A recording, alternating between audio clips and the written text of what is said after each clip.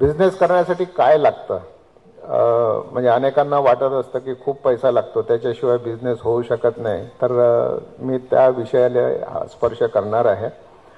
आणि मुख्यतः आपण समजून घेतलं पाहिजे की बिझनेस म्हणजे काय, व्हॉट इज बिझनेस, हा तिसरा भाग आहे. आणि हा बिझनेस करताना अनेकांच्या मनात एक शंका असते की मी यशस्वी होईल की नाही, मी फेल तर नाही होणार, फेल झालो तर लोकांमध्ये माझी काय इमेज राहील, आणि फेल नाही झालो पाहिजे याच्यासाठी काय केलं पाहिजे.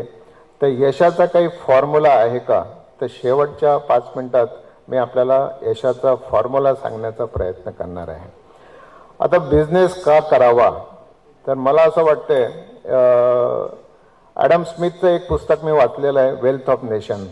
आपणही अनेकांनी ते पाहिलं असेल. कॉमर्स स्टुडंट्सला तर ते डेफिनेटली माहिती आहे. मित्र, वेल्थ ऑफ नेशन हे दोनच माणसं क्रिएट करतात, एक शेतकरी आणि दुसरा उद्योजक. बाकी सगळे टेकर्स आहेत, घेणारे आहेत, काही सर्व्हिस प्रोव्हायडर्स वगैरे आहेत, पण they are not creating wealth of the nation. आणि उद्योजक म्हणजे वेल्थ ऑफ द नेशन, देशाची संपत्ती निर्माण करणारा आहे. आणि आपल्यापैकी आपण सगळे बहुतेक उद्योजक आहात.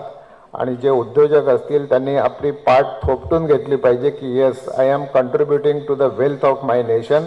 आणि देशाच्या संपत्तीमध्ये मी सहभागी होतो आहे, देशाची GDP वाढवण्यामध्ये मी सहभागी होतो आहे, ते माझं कॉन्ट्रीब्युशन आहे, याचा मला सार्थ अभिमान आहे.